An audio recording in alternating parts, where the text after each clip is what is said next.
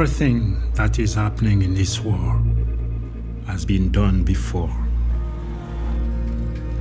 The M23 are threatening to take Goma unless the government gives them key positions in this region.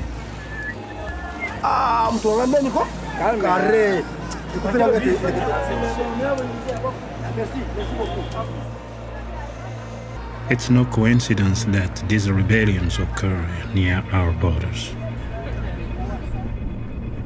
A Human Rights Watch report draws a link between Rwanda and M23. Two neighboring countries, Rwanda and Uganda, have been accused of backing M23. Rwanda firmly denies any involvement.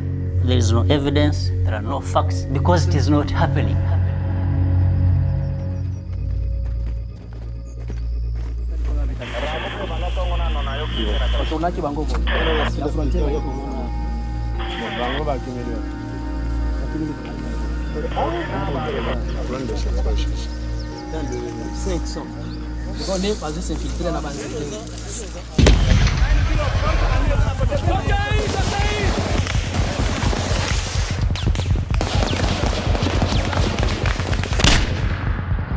Just about 5 minutes ago, M23 rebels walked through the streets of Goma without anyone stopping them.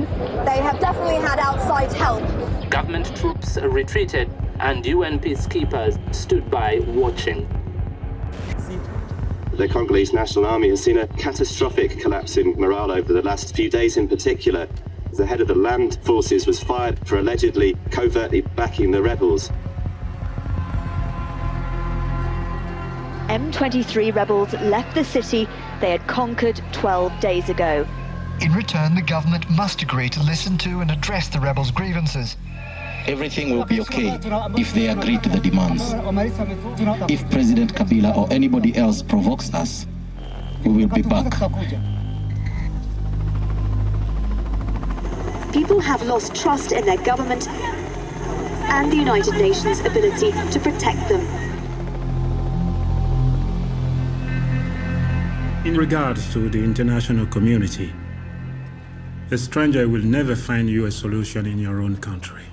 But since our independence, we've never been given a chance to govern ourselves without interference from the outside.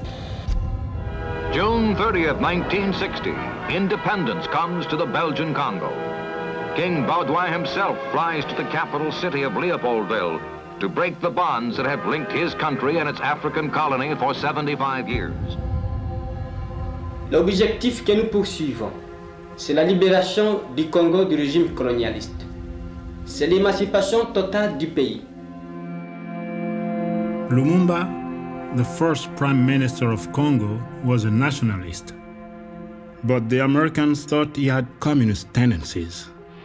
The Russians had backed Lumumba, given military and other aid, as East vied with West to gain influence in the Congo. For the Americans, during the Cold War, they had to find a man to get rid of Lumumba. And that is how they thought of Mobutu. In the army, he was known as the most brilliant. Colonel Mobutu forced the Russians to close their embassy, leave the Congo. Mobutu was used by the CIA. He served the capitalists to the detriment of communism. New chapter begins in the dark and tragic history of the Congo with the return to Leopoldville of deposed Premier Lumumba, following his capture by crack commandos of strongman Colonel Mobutu. Here you see him on his third arrest, one from which he went to a mysterious death. With the support of the Americans, Mobutu imposed a dictatorship for 32 years. I grew up during that time. When he came into power, in the beginning, I must say he was good. The economy of the country was strong, very strong.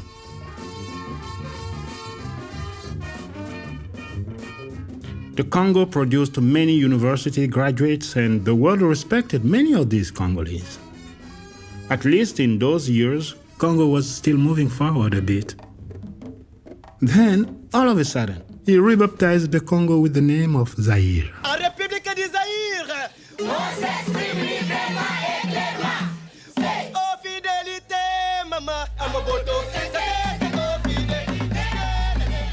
almost everything changed. While he remained a vital ally to the West, he expelled all the foreign investors that were here. When they left, all the factories, all the big plantations were acquired by Mobutu's colleagues, but they did not know how to run them. There were no executives. Businessmen were replaced by inadequate people.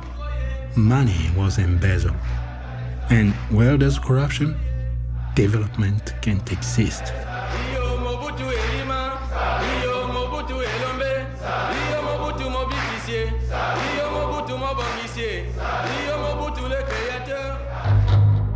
Mobutu looted his country's diamond and copper mines. He pocketed international aid. Even officers were housed in this slum, just a few kilometers away from President Mobutu's opulent lakeside villa.